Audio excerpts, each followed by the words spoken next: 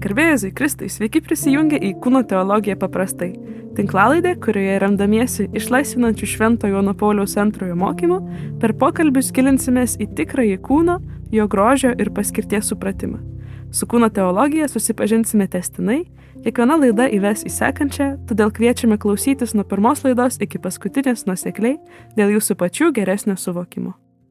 Valentinai! Labas, Neda. Žinai, ką aš darau? Ne. Aš tave šaukiu, nes šiandien kalbėsim apie pašaukimą. Tai yra žmonėms dažnai sudėtinga ar galvos skausmą kelianti tema, nes atrodo, kur čia mane gali viešpats pašaukt, gal eisiu ten, kur nenoriu, ten gal aš labai noriu vienuolyną, mane į šeimą ar atvirkščiai. Žinok, aš džiaugiuosi, kad mane viešpats pašaukė, o ne tu. Aš neturiu tokių gerų pasiūlymų kaip jis. Tai mes aptariam ir vieną ir kitą pašaukimą, kurie yra tarpusavį labai susiję. Turiu omeny celibatą ir santuoką. Ačiū. Apie celibatą gal kalbėjom mažiausiai, bet nėra baisu, nes daug ten pasikartoja ir stengiausi tas paralelės parodyti. Tačiau tam standartiniam atveju, kai kalbama apie pašaukimą šeimos gyvenimui ir celibatiniam gyvenimui, pridėsiu dar vieną – pašaukimas viengungystei arba pasaulietinis celibatas, galima taip pasakyti. Ilgą laiką galvojau, kad tai yra mano pašaukimas. Ir viskas taip ir klostėsi, kol Dievas nepasakė, kad noriu, kad man už viską atsidėkotum išganimo taurės pakėlimu, tai yra kunigystė. Ir tada tas baigėsi. Tai galiu pasakyti, kad ilgą laiką ir gyvenau tame pašaukime, kur buvau pasaulietis, tiesiog vengiantis romantinių santykių, ne? Ir galvojau, kad taip ir bus. Ir iki šiol taip gyvenu, nes dar nenuvažiavau į Naujokyną. Nedaviau net ir laikinų įžadų jokiai bendruomeniai, dėl to ir esu tas viengungis. Tai kalbėsim apie tai, kaip atskirti savo pašaukimą, kad galėtume labiau Dievui pasitarnauti. Svarbu pažymėti, kad visi turime vienodą pašaukimą, taip sakant, globaliai. Ir tai yra nukeliauti į dangų. Taip šventumas, anot Jose Marija Escrivos šventojo, yra pašaukimas universalus. Visi esam tam pašaukti. Ir tada tie pašaukimai 3 – viengungystė, santuoka ir bendruomeninis celibatas. Taip vadinsiu, kad skirtųsi nuo viengungystės. Taip. Tie pašaukimai yra tiesiog keliai tam tikslui pasiekti. Ir mūsų užduotis tada tampa mums skirto kelio pasirinkimas. Tai reiškia, kad Dievas, kaip sako šventasis raštas, mūsų išsirinko dar prieš mūsų sukuriant ir pašaukė mus. Ir iš to galim suprasti, kad mes esam sukurti tam tikrų būdų, kuris padeda realizuoti mums skirtą pašaukimą. Tai reiškia, kad nors mes ir esam laisvi, ir galim pasirinkti bet kurį iš 3, bet tik viename iš jų bus mums, kaip čia, jausimės tarsi natūraliai. Kaip sako, aš buvau tam sukurtas. Taip, tu vienam iš tų pašaukimų buvai sukurtas. Vėliau kalbėsim, ką daryti, jeigu pašaukimas buvo neteisingai pasirinktas, bet bendruoju atveju stenkimės pasirinkti tą, kuriam buvom Dievo sukurti, kuriam Dievas mus paruošė ir kuris bus mūsų savirealizacijos pilnatvę, kiek tai įmanoma, ir kuris teiks mums laimę. Toks labai geras klausimas būtų pradžiai, per kurį šių trijų man būtų lengviausiai Dievą suprasti ir jį pasiekti. Šiek tiek susidaro vaizdas, kad santuokoje sunkiau tai padaryti, ne? Jo, bet tie, kas klausė kurso, supranta, kad ir santuokoje yra galimybių šventėti, tarnauti ir taip toliau. Dėl to nėra čia kontroversijos. Aišku, kaip ir jau turbūt minėjom, jeigu ne, celibatas yra pašaukimas aukštesnis už santuoką. Tačiau ne dėl to, kad santuoka yra menkesnė, o dėl to, kad labai didelis dalykas yra aukojimas. Tai reiškia, kad bažnyčia ant tiek vertina santuoką, kad jinai dar labiau vertina tą kelią, kuris aukoja tą santuoką. Kuo didesnė aukos kaina, tuo labiau jinai vertinama. Ne?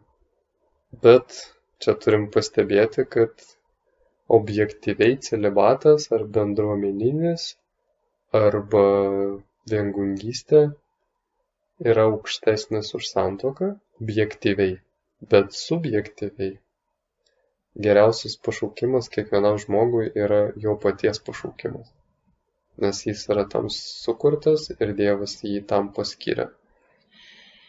Dėl to čia negalima padaryti kažkokio pragmatiško pasirinkimo, kad aš čia apsiskaičiau teologijos, paklausiau kursų ir suprantu, kad santuoka yra tas pasirinkimas žemesnis, tipo kaip, objektyviai yra žemesnis, taip tiesa.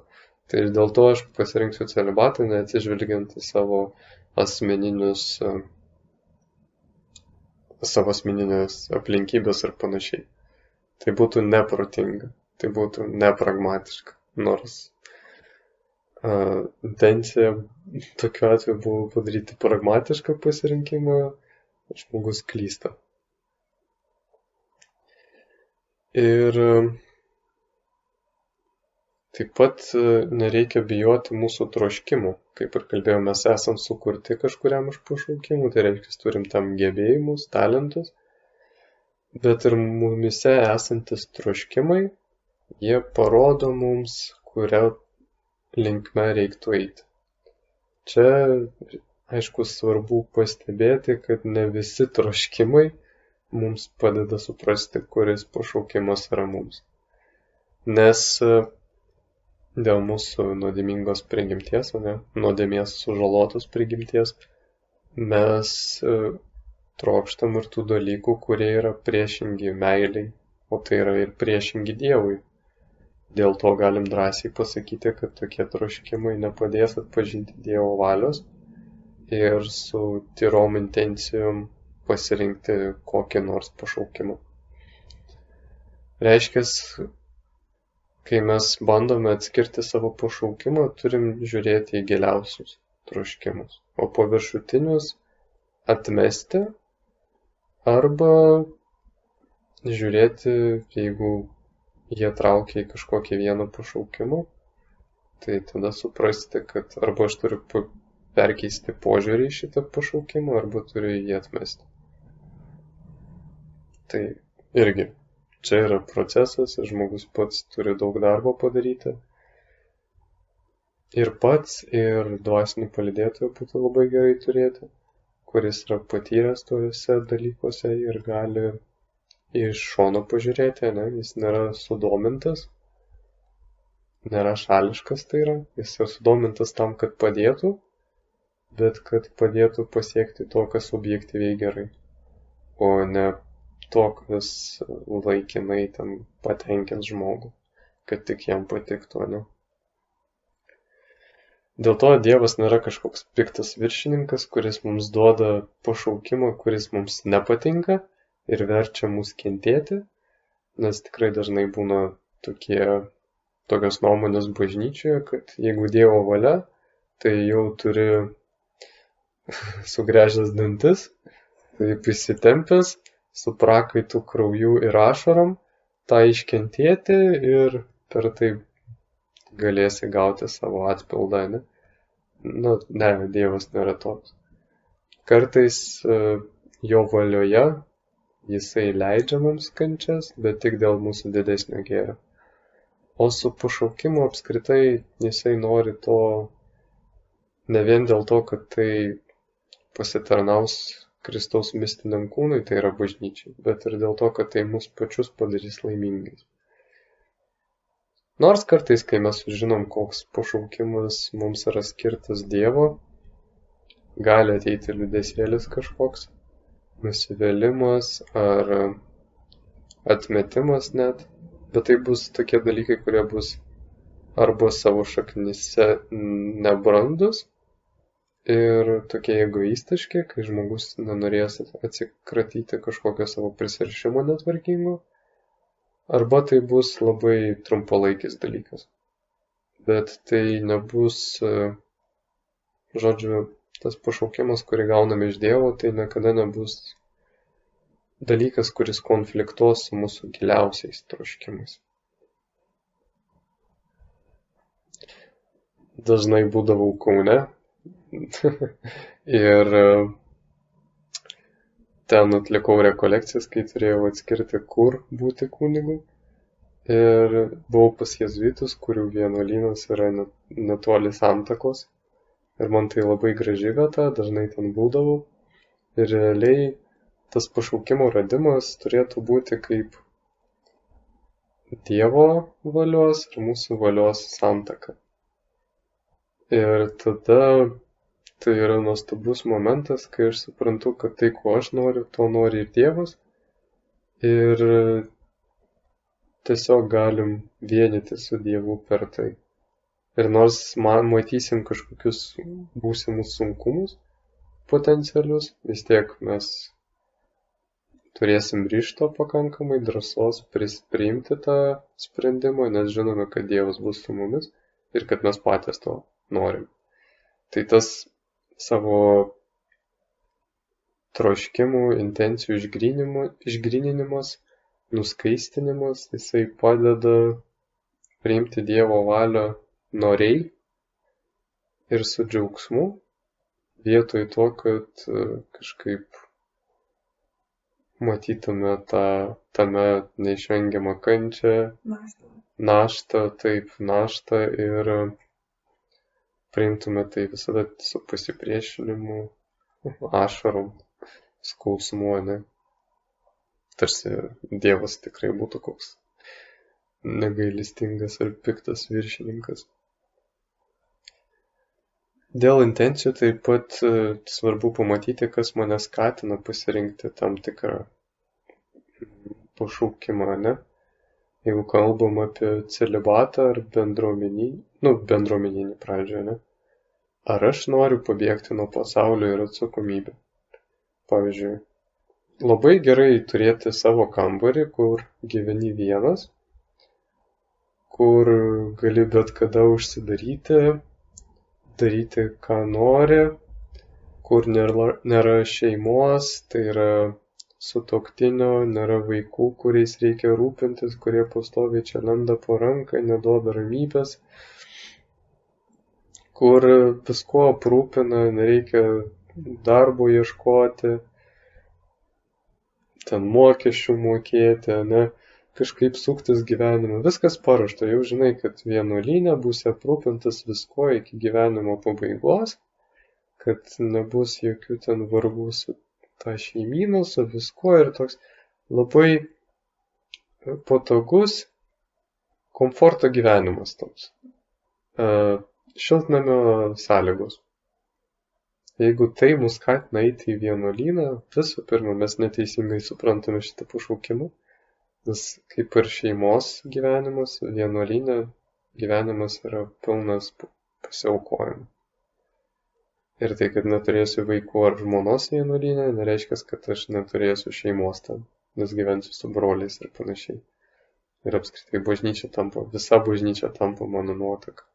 Tai ten tų skandalų ir visko gali būti belekiek, ginčų ir taip toliau. Tas pat ir su santuoka. man panašiai buvo, kad, turėsiu žmogų, kuris mane mylės, visada bus tas kažkoks artumas, vis man gerai, man gerai, man gerai, man gerai.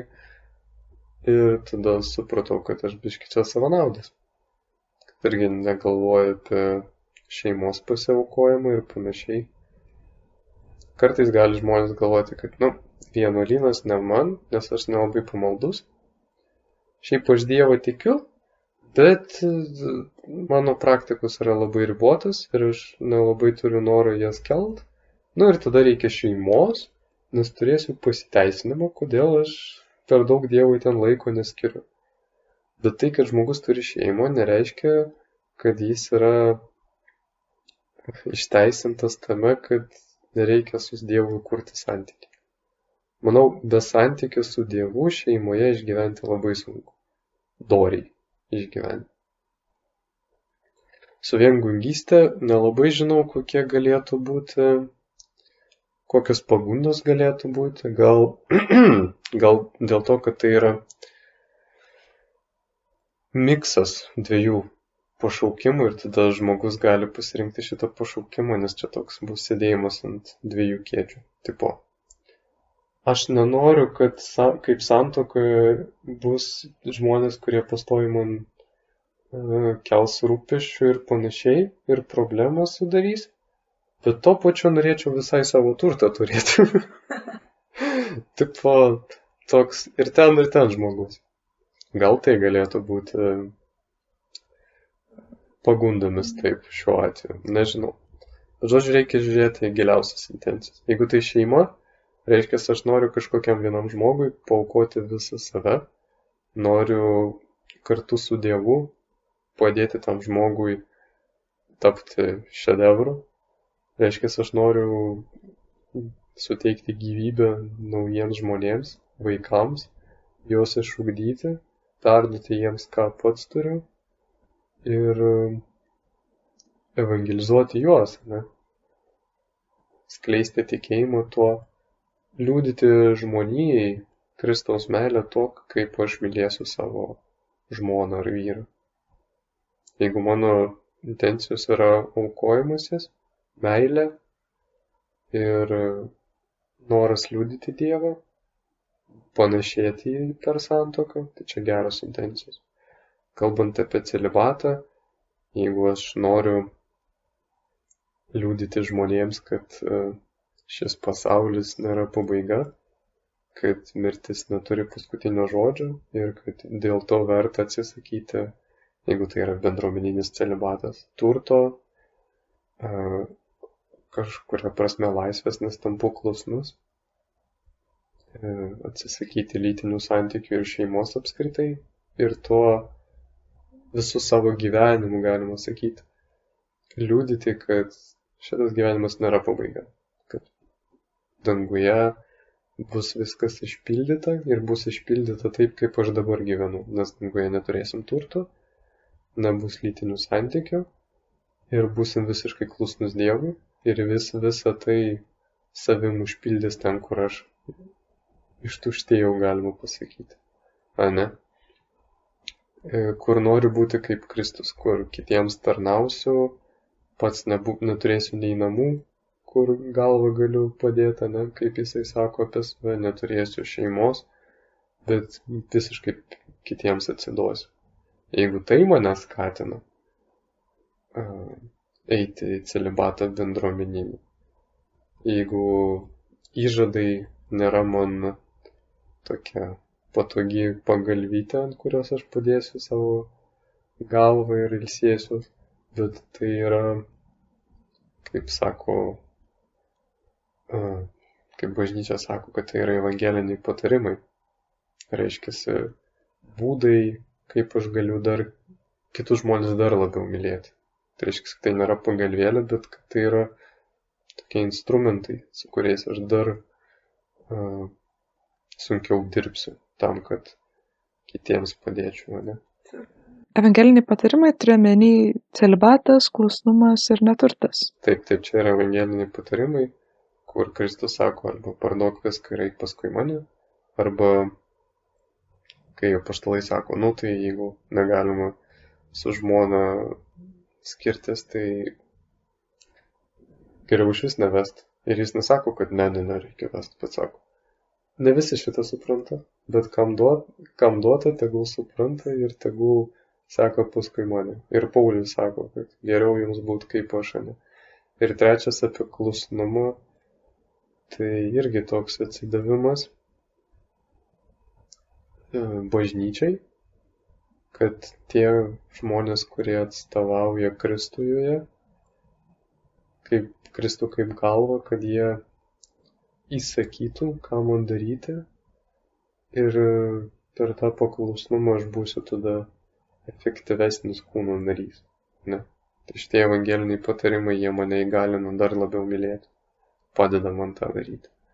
Su nebendruomeniniu celibatu, tai yra su viengungystė. Tai sakykime, aš vis tiek lieku pasaulietis, aš reiškia su arčiau pasaulio žmonių, tai aš galiu pasiekti tuos, kuriuos sunkiau yra pasiekti bendruomeninio celibato atstovams.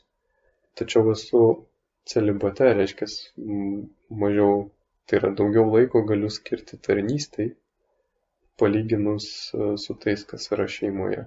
Ne? Tai va. Tai jeigu tokios mano motyvacijos ir intencijos, tai yra gerai ir labai siektina, ne? Labai sveikitina. Tada galim sakyti, kad mano troškimai yra gilesni nei kažkoks paprastas savanaudiškumas. Taip pat kalbant apie celibato pranašumą prieš santuoką, turime paminėti tokią klaidą, nežinau, kiek jinai paplitusi, bet manyje buvo visai paplitusi. O tai yra mąstymas, kad celibatas yra mano pasiekimas. Aš kažkada galvojau, kad tie žmonės, susilaikyti negali, eina savo santuokas. Aš čia pasiekęs dvasingumo aukščius, galiu drąsiai pasakyti, kad man to nereikia. Aš pats toks. Paėmiau ir susivaldžiau, susitvarkiau, ne? Ne, čia taip neveikia. Celibatas, kaip ir santuoka, anot Pauliaus, yra dovana, kiekvienam skirta skirtinga. Ir tai yra ne pasiekimas, o tai yra malonė. Dėl to negalim girtis, kad aš čia celibatininkas, self-made, savęs padarytas. Tai yra visiška netiesa. Nes tai prieštarauja prigimčiai, mūsų prigimčiai, kokie mes esame. Natūralu yra linkti į šeimos pašaukimą. Bet kažkam yra duota antgamtinė malonė, kad jisai galėtų paaukoti tai. Ką reiškia paaukoti? Kad jis vis tiek turi tą trauką, bet turi malonę jos atsisakyti. Ne traukos atsisakyti, bet galimybės ją realizuoti. Atsisakyti ir nukreipti tai į dangų. Ir gyventi dangaus realybę, kur lytiškumas mūsų realizuojasi, bet kitaip. Kur tai jau nebėra ženklas bendrystės ir meilės, bet kur jinai bus tikra. Ir žmogus pasirenka dalinai gyventi čia žemėje jau tą dangišką realybę, o nesinaudoti žemiškų variantų, kuris yra simbolis ir ženklas to, ką turėsime danguje. Čia galima palyginti, kaip, pavyzdžiui, santuoka būtų ikona, ir kur mes Dievą garbiname per ikoną, danguje mes jį regėsim veidas į veidą. Celibatas, tai čia toks Dievo regėjimas miglotai, nes pilnai negalim pamatyti, ir tą realybę išgyvenama tik tai dalinai, bet tai yra jau daugiau negu ikona. Bet vis tiek tai yra malonė, kad žmogus gali tai pasirinkti. Dar viena paplitusi problema, klaida, besirinkant pašaukimą savo, kuri ir man pasitaikė, tai yra vieno pašaukimo atmetimas ar neapykanta jam dėl skirtingų priežasčių. Bet žodžiu, kai žmogus laiko vieną pašaukimą visiškai, nesąmonę, nevertų arba, keistų, nelogiškų, dar kažką, tada kokios problemos atsiranda? Neigdami vieną iš pašaukimų turime neteisingą Dievo įvaizdį, nes visi pašaukimai tai yra Dievo dovanos. Ir jeigu mes galvojam, kad viena iš Dievo dovanų yra nesąmonė, tai reiškia, Dievas kažkam duoda gerą dalyką, autentišką, originalą, o kažkam duoda kažkokią chaltūrą, kažkokią, kaip čia pasakyti, nekokybišką kopiją, tiesiog lievas kažkas. Nežinau, man šiandien apart tokių žargonų nieks neateina. Bet aš manau, jūs suprantate. Ir taip pat tai trukdys geriau suprasti savo pašaukimą. Nes abu pašaukimai, 3 pašaukimai yra susiję.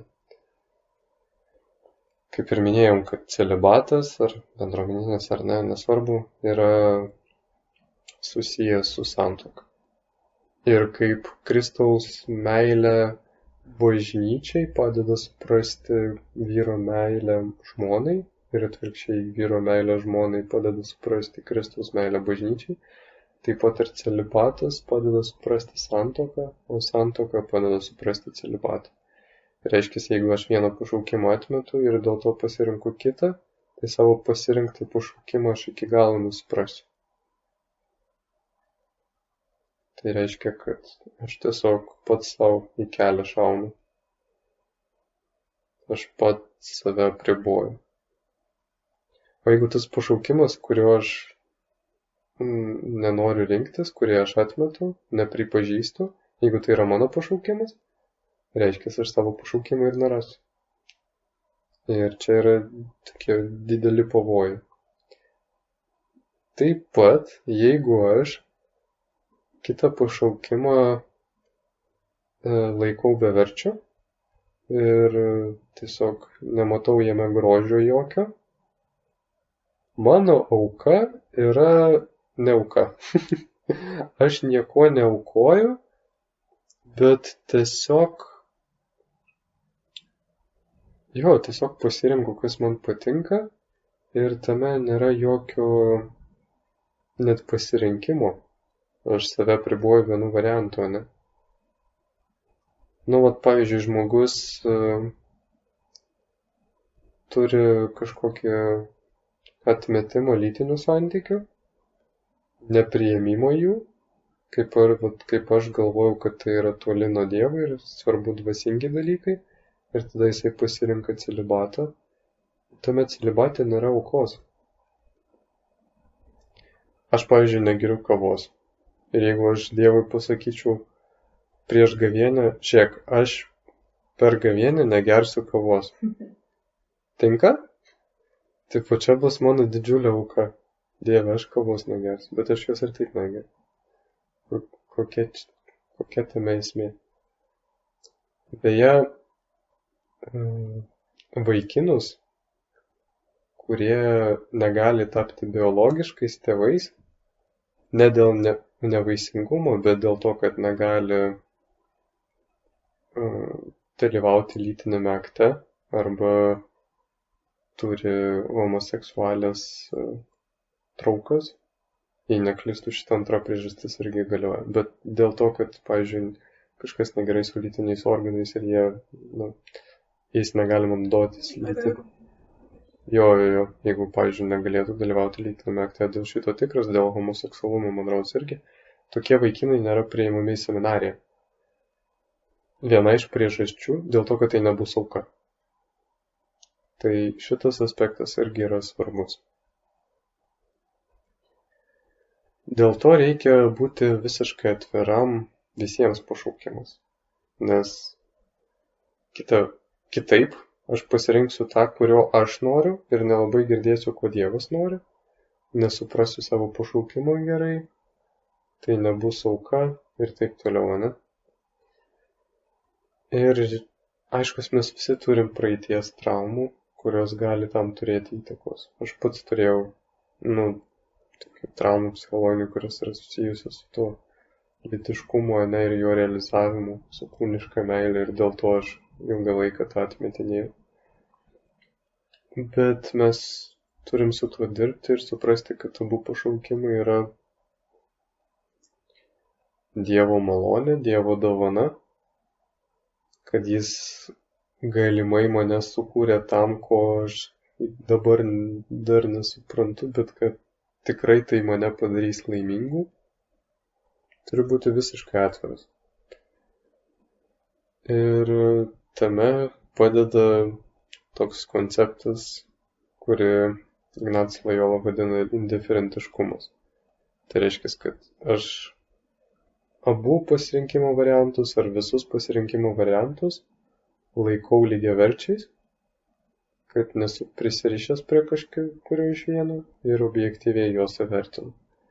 Tačiau po pasirinkimo turėčiau prisirišti prie jo, nes kitaip neatlaikysiu, ne?